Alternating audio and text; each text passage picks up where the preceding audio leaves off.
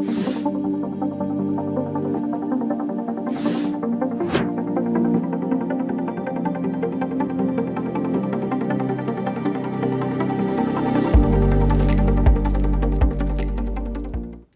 ¿qué tal? Buenas tardes, mi nombre es Carlos Villegas y soy presidente de la Asociación Mexicana de Factoraje, AMEFAC, y también ocupo el puesto de director para la parte de comercio exterior en Bank of America, México. Hoy el día de hoy estamos con nuestro querido amigo Gilberto Mendoza en la primera serie de podcast de la AMEFAC para hablar temas de factoraje y temas relacionados a la industria. Estamos con Gilberto Mendoza, un gran amigo, expresidente de la AMEFAC también, y actualmente es el jefe de producto para la parte de factoraje en Banamex. Gilberto, bienvenido, mucho gusto. Muchas gracias, Carlos. Muchas gracias por la invitación. Pues bueno, el día de hoy queremos estar contigo porque queremos platicar de la serie de temas interesantes de la industria y qué mejor voz que la tuya, un gran experto en la materia, y pues es un placer estar contigo. Hoy queremos platicar de la parte del factoraje, conceptos básicos, de qué va, cómo funciona, para que nuestra audiencia pueda entenderlo desde la parte más básica y así vamos evolucionando con un poco de este entendimiento, ¿no? Claro. Así que si me permites, me gustaría preguntarte, ¿qué es el factoraje? Yo creo que es una muy buena pregunta y por supuesto la básica para una discusión como la que tenemos ahora. A mí me gustaría, lejos de lo académico, ¿no? en cuanto a definir como tal un producto, ¿no? Que cualquier esa definición está en la ley, no hay mayor confusión, a mí me gustaría un poco ir al concepto, ¿no? El factoraje puede tener muchas interpretaciones, pero finalmente es un instrumento que le va a permitir dar liquidez a una relación comercial entre un comprador y un proveedor. Tal cual. Yo así definiría un poco el factoraje. Por supuesto, tiene una definición académica, hay quien cede los derechos de crédito, el factorante, el factorado, etcétera, y todos esos conceptos que los podemos revisar, pero yo creo que para la audiencia es interesante entender de dónde surge, ¿no? Perfecto, sí, creo que es una gran definición y sobre todo que este tema de capital de trabajo está incluido en la parte del factoraje, ¿no? Dar liquidez, mejora la relación, pero bueno, cuéntanos, ¿qué tipo de factoraje se opera en México? México afortunadamente es un mercado muy desarrollado en temas de factoraje, entonces prácticamente todas las modalidades existen.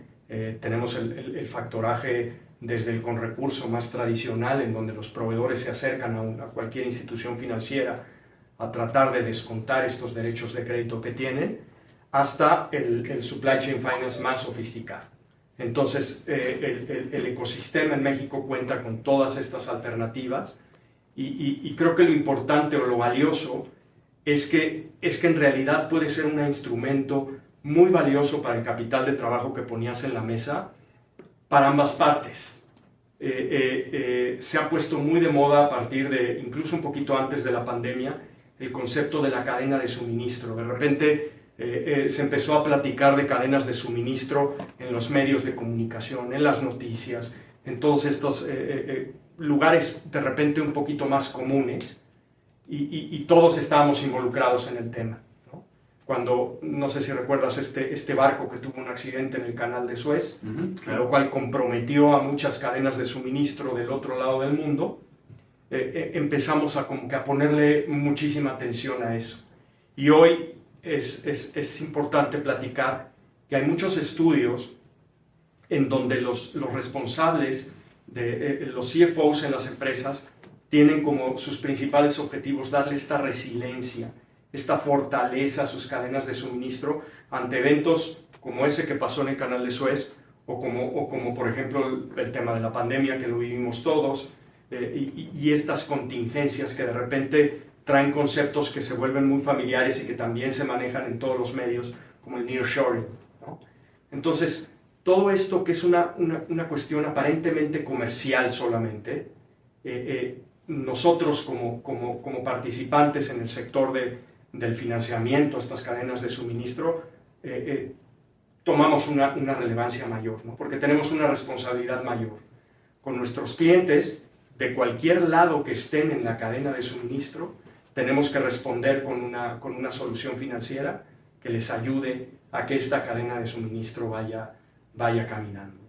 Y me encanta tu definición y concepto porque creo que es súper importante también identificar que parte de esta cadena de suministro hay una relación entre un comprador y un vendedor, ¿no?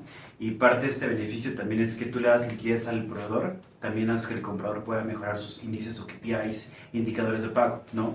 Pero cuéntanos desde tu perspectiva, algunas 3, 4 ventajas para el comprador y para el proveedor para implementar un programa de factoraje, y también importante, ¿no? Factoraje, supply chain finance, factoring, Sí. tienen muchos nombres, pero en tu visión, ¿cuáles serían esas ventajas? Ese tema de los nombres es algo muy interesante, ¿no? Porque yo creo que es algo que hemos creado la gente del sector del factoraje a través de los años para confundir a la gente. Porque realmente son muchos nombres sobre la misma cosa, ¿no? Y entonces yo le llamo comprador, el buyer, el gran comprador, la empresa de primer orden, etcétera, ¿no? Tiene muchos nombres. Y luego el proveedor también, el supplier, el cedente, etcétera, ¿no? Y entonces, por supuesto, el producto, pues sí, hay factoring, hay factoraje a proveedores, de repente hay quien dice factoraje a clientes, que eso no sé realmente qué significa, ¿no? Porque tu cliente puede ser uno o el otro, pero cada quien le vamos poniendo, ¿no? Este concepto que salió hace algunos años del confirming, como que retrata un poquito ese origen del instrumento, en donde dices, oye, es un pago confirmado. O sea, el quien tiene que realizar el pago me está confirmando que lo voy a realizar en una fecha futura, y con eso, pues el proveedor tiene derecho a anticipar esos recursos vía el instrumento, ¿no? Entonces, es curioso ese tema de los nombres. Podríamos llevarnos un podcast entero platicando de ello. Pero finalmente es lo mismo. Y entonces, ¿qué es lo que buscamos, no? O sea, lo que se busca es que el comprador tenga ese control de su cadena de suministro, realmente, ¿no? En un principio estos productos estaban creados para estos compradores de una dimensión muy importante, ¿no? Por eso de repente ese nombre de la empresa de primer orden. Y eso automáticamente nos lleva a pensar en un conjunto de proveedores más pequeños, ¿no? De dimensión más pequeña, que necesitan acceso a financiamiento, que necesitan un apoyo financiero, etcétera, ¿no? Y que tienen alguna necesidad para poder cumplir con sus compromisos con el comprador. Y eso, sin duda, sigue vigente hoy en día, pero las cuestiones se han sofisticado más, ¿no? Porque de repente podemos tener un comprador importante, pero que enfrente tiene un proveedor que es inmensamente más grande que él. Sí. Y entonces la necesidad de liquidez como una balanza, pues se mueve conforme esta relación comercial, que eso es lo importante. No deberíamos de perder nunca de vista la relación comercial como tal. Y entonces en esa relación, pues de repente el peso está de un lado o el peso está del otro lado, ¿no? O de repente, no sé, en la pandemia podía haber un proveedor pequeño, pero que era el dueño de los contenedores, y pues todo el mundo había que rendirle a ese proveedor pequeño, ¿no? Y entonces las dinámicas cambian, y entonces al mover la dinámica de esa balanza, pues la liquidez en dónde la necesitas, ¿no? ¿Quién la necesita? Yo me imagino que un proveedor de contenedores en la pandemia no necesitaba liquidez en absoluto, pero quien lo tenía que pagar por anticipado antes siquiera de pensar en el embarque, yo creo que sí la necesitaba, ¿no? Y entonces, por eso es que este concepto y lo bonito del factoraje es que a través de él podemos apoyar ambas partes, ¿no? 100%, me parece que esta necesidad de poder, digamos, hacerlo mucho más público el esquema de factoraje, porque es importante también, y creo que es relevante comentar el tema de tasas, ¿no? Claramente también los bancos y empresas no financieras no bancarias, cuando hacemos esta parte de analizar el riesgo, vemos quién es el que tiene que pagar, ¿no? Al final, como mencionaste, es una promesa de pago que está confirmada, y sobre ese vamos a hacer el riesgo, y el riesgo sigue también al precio, ¿no? Entonces, me parece que tiene un esquema súper importante de alza de tasas que hemos visto los últimos años, que ya van aparentemente en picada. Pues vemos que el factoraje como tal es un gran medio, porque te permite tener capital de trabajo, liquidez, mejoras tu relación comercial con el proveedor o comprador, dependiendo de esa visión que tengas de qué lado estás, y también te permite tener tasas súper competitivas, ¿no? Porque si comparas este esquema de factoraje contra un crédito o financiamiento tradicional, realmente ahí el factoraje tiene muchas ventajas respecto al tema de precio, ¿no? Pero bueno, sin duda. Me parece un tema muy relevante, y también algo que comentabas con cómo hemos visto, ¿no? El tema de cómo vimos el tema de la pandemia, el factoraje, cómo vimos el crecimiento. Tú fuiste un jugador importante durante esos momentos, y Cuéntanos esa experiencia, ¿cómo viste el tema de una crisis, y no quiero decir de la pandemia únicamente, pero también financiera, suministro? Ya comentaste lo que pasó en el canal de Suez, pero en tu visión, tomando en cuenta toda tu experiencia, ¿qué dirías que el factoraje dio como ese impulso a los proveedores o a los compradores para verlo como una herramienta de capital de trabajo? Yo creo que la palabra clave ahí es crisis, ¿no? ¿Qué es realmente una crisis? Y quizás pudiéramos filosofar mucho en el tema, pensar en conceptos diferentes y tal, pero para mí crisis es cambio, ¿no? Y si nos remontamos un poco a la historia del factoraje, el factoraje tiene unos impulsos muy importantes en momentos, por ejemplo, en la crisis del 29, ¿no? En esta necesidad que había en la economía americana de reactivar el tema, pues mucho se empezó a hacer vía factoraje, ¿no? Porque las empresas pues no había un acceso realmente a un crédito, con lo cual tenías que financiarte con tus propios activos. Y tus activos más líquidos en ese sentido pues son tus cuentas por cobrar, ¿no? Tal cual. Entonces por ahí empezaba a fluir el financiamiento. Y históricamente, digamos, ha prevalecido la idea, ¿no? El factoraje tiene sus impulsos importantes en momentos de crisis, porque precisamente del otro lado el crédito se restringe y entonces se piensa volver un poquito más astringente el ambiente de crédito y tú tienes que buscar, porque la necesidad ahí existe, ¿no? Para las empresas, tanto compradores como vendedores, existe la necesidad del capital de trabajo y entonces viene este buscar una alternativa de financiamiento, ¿no? Y el factoraje claramente ha estado acá, presente siempre. ¿Qué pasa hoy? Hoy quizás ya no tenemos de repente esas crisis tan enormes, tan recurrentes y tal. Sin embargo, el cambio es constante, ¿no? Y entonces esta dinámica, por ejemplo, de la que platicábamos, en cuanto a que pues de repente tus vendedores o tus compradores están en otras latitudes o tienen dimensiones diferentes o hay condiciones diferentes de pago por alguna circunstancia, etcétera, que de alguna manera estresan las relaciones comerciales. El factoraje siempre está ahí como para atenuar, ¿no? Y entonces puede atenuar muy bien, como lo mencionabas, el tema de las tasas, ¿no? Por supuesto, en este desbalance, pues hay quien tendrá una mejor tasa, ¿no? Y con esa mejor tasa puede beneficiar a la otra parte y beneficiar la relación comercial.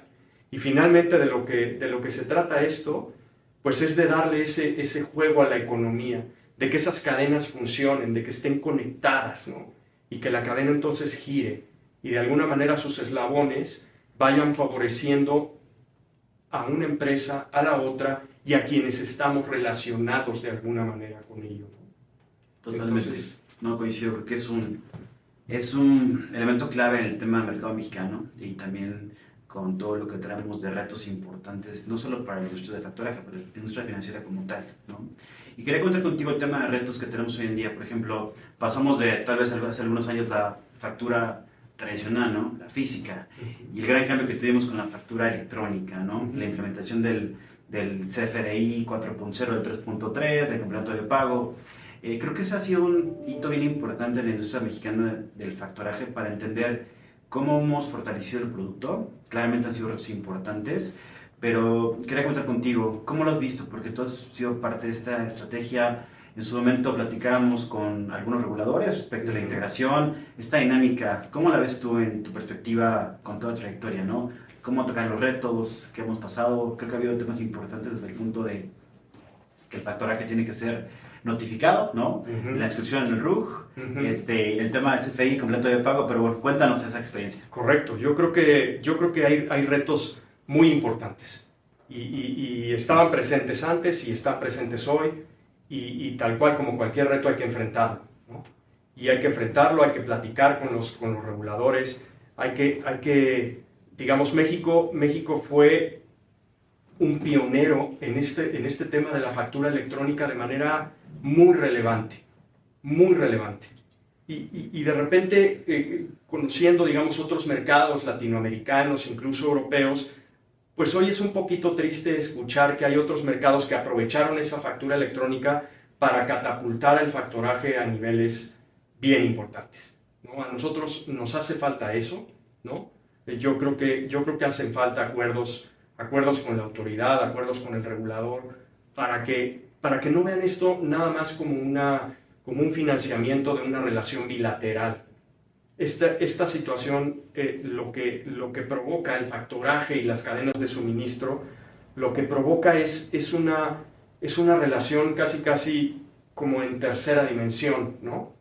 Porque quizás, hablando así, yo puedo tener una relación comercial con Carlos Villegas, pero Carlos Villegas a su vez tiene una relación comercial con quien compra el traje que hoy viste, ¿no? Y entonces, si yo fortalezco esta relación, finalmente el señor del traje también se va a beneficiar de alguna manera. Y eso se puede lograr en este ecosistema electrónico que generan las facturas, ¿no?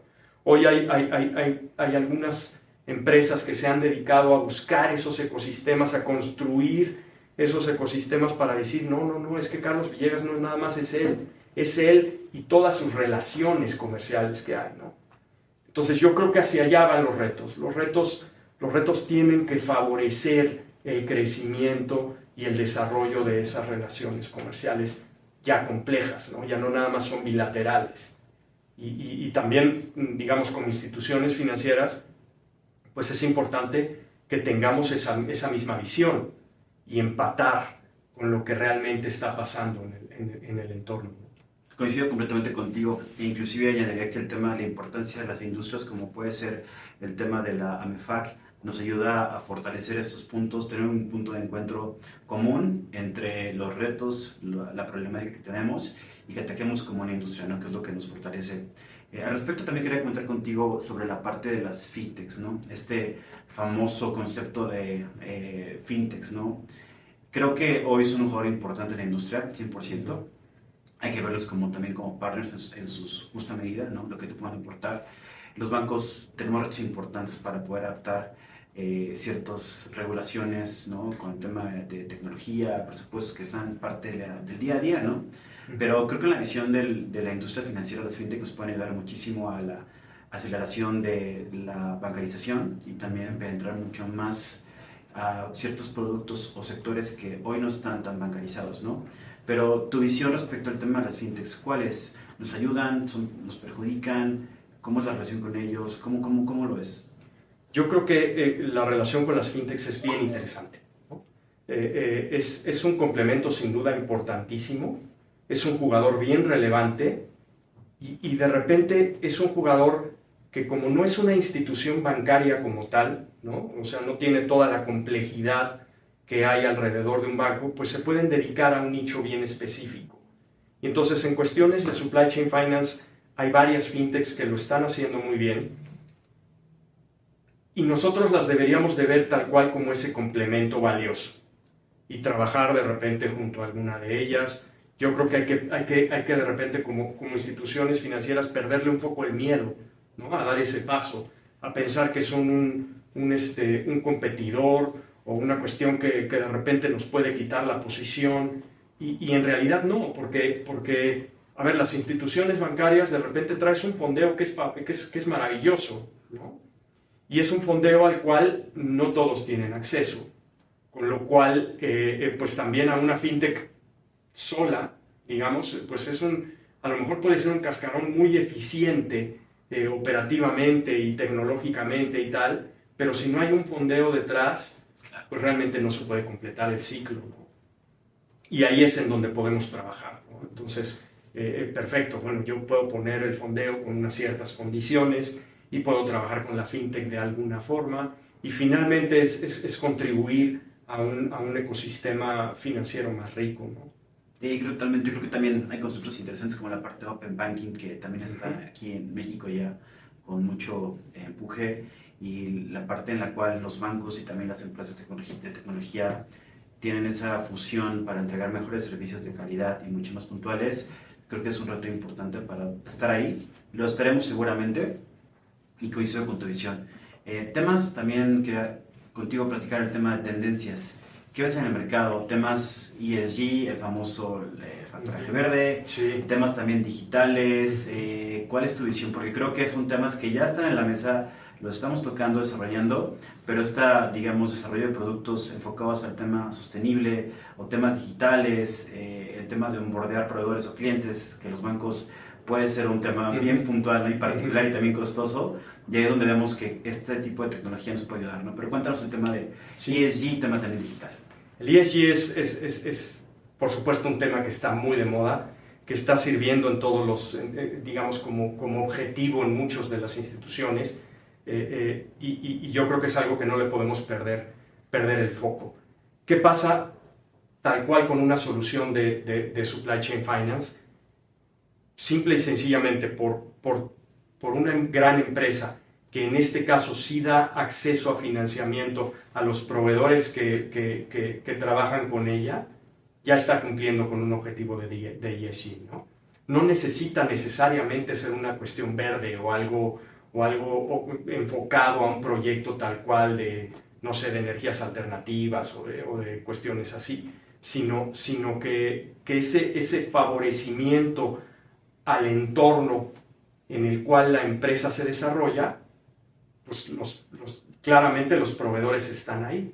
Y entonces este beneficiar con una condición financiera, con un acceso a financiamiento a unos precios que los proveedores por sí solos no pueden obtener, ya es un cumplimiento de un objetivo de ESG, ¿no? Y eso ha pasado hoy, ha pasado hace 20 y tantos años que llegaron las soluciones de Supply Chain Finance a México. Entonces es bonito pensar en que estás trabajando en algo que sí va a ser un objetivo, una cuestión, digamos, socialmente responsable, ¿no? ¿Qué te permite que te interrumpa? Yo creo que también es importante ver cómo este esfuerzo que hacemos los bancos o las entidades financieras no bancarias para lograr cultura ESG tendrá que venir acompañado de un incentivo, ¿no? Para bajar tal vez algún tema regulatorio, algún tema de reservas, algo que pueda ser mucho más atractivo enfocarte en esto, ¿no? Porque el esfuerzo que requiere. Y también creo que la parte importante de ese reto de la cultura ESG es verificar que lo que esté pasando realmente esté pasando, ¿no? Tengas un indicador, esos KPIs, somos KPIs que puedas identificar que lo que el cliente o tú te comprometas, si cumplas y lo hagas de forma sostenible, ¿no? Eso me parece un tema súper relevante y un reto que seguramente podemos tocar en otra sesión, ¿no? Sin duda. Porque el tema es ya para mucho, ¿no? El tema es muy rico. Muy, muy, muy rico. Tema digital, cuéntanos, ¿eso cómo lo ves? Porque yo creo que la parte digital, o sea, ¿hace cuánto no vamos a una sucursal bancaria, no? Sí. O sea, todo es a través del teléfono. ¿Crees que en algún punto los bancos podemos estar ahí para los temas de factoraje? La parte digital, es onboarding electrónico, ¿cómo lo ves? Yo creo que no solo podríamos estar, sino que tendríamos que estar, ¿no? Y yo creo que es un poco también subirnos a la tendencia de la gran mayoría de los bancos, ¿no? En donde estamos tratando de vivir ya en este ecosistema digital. Y el ecosistema digital es todo, ¿no? Es desde abrir una cuenta, desde solicitar tu tarjeta, que ya de repente ya se llama tarjeta de crédito, pero ya podría no haber una tarjeta, ¿no? Ya es una cuestión prácticamente virtual que, como bien dices, puede vivir en tu teléfono, y así debería de ser todo, ¿no? El onboarding de un proveedor tendría que ser a través de algún medio digital, algo mucho más ágil, precisamente para estar en la necesidad y resolviendo la necesidad de nuestros clientes de manera más oportuna, ¿no? Eso es un poco lo que perseguiríamos, ¿no? O sea, ya estamos dando una solución financiera compleja, ¿no? Relevante, y ahora lo que necesitamos es trabajar en la oportunidad, en que la gente, tanto quien está, digamos, subiendo esta factura electrónica o esta orden por pagar futura, lo puede hacer de una manera muy sencilla, y de quien se tiene que ver beneficiado también lo puede hacer de manera muy ágil, ¿no? Entonces sí, necesitamos estar subidos completamente en la parte digital, y ahí viene, y a lo mejor platicando de los retos de AMEFAC como tal, trabajar mucho en la parte regulatoria, ¿no? Porque de repente estamos o hemos pensado en esta regulación en situaciones que son bilaterales, ¿no? Y entonces piensas, perfecto, el banco, su cliente y tal. En estos productos no es tan claro, ¿no?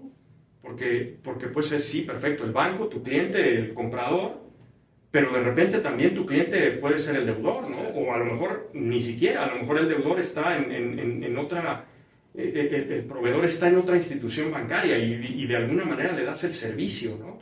Entonces, romper esos canales tradicionales van mucho con la mentalidad digital, ¿no? Yo creo que es en algo en en lo que sin duda tenemos que trabajar todos. No, coincido totalmente y creo que ahí es donde la fuerza del sector de industria a través de la MEFAC o cada banco como tal que aporte las ideas es relevante, dado que cuando hay regulación, la regulación puede ayudar a crecer el negocio o también puede limitarlo, en su justa medida, ¿no? Claramente la regulación, y lo vemos porque el cliente es un usuario que tiene su dinero, sus recursos en una institución bancaria y nuestra labor es cuidarla y protegerla y que no tenga ningún riesgo, ¿no? Entonces, coincido contigo, creo que hay de la mano con el tema de la opción digital.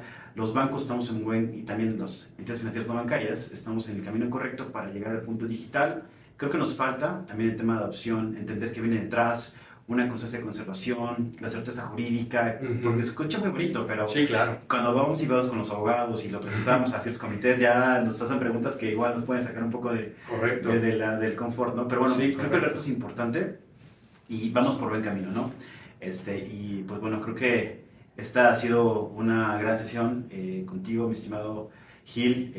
Es un honor estar contigo y creo que como puntos importantes para la audiencia entendemos qué es el factoraje, conceptos, la importancia, los retos, cómo puede funcionar el factoraje en México, qué viene para la industria del factoraje, cómo podemos atacarlo y pues bueno, darle la bienvenida a la audiencia porque será la primera sesión que tengamos y vendrán más donde esperamos contar con tu participación, claro que temas relevantes, muy nutridos e interesantes. Y bueno, pues te agradezco mucho, Gilberto, tu participación. Y gracias a la audiencia. Nada que agradecer, al contrario, muchas gracias a todos y pues estamos platicando. Gil, gracias. Hola a todos, muchas gracias por atender esta sesión. Los invitamos a que os suscriban a las redes sociales de la MEFAC.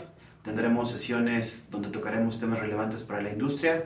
Habrá invitados de talla nacional e internacional. Abordaremos los puntos más relevantes para el tema de factoraje, tanto en México como en Latinoamérica. Muchas gracias y por favor, suscríbanse.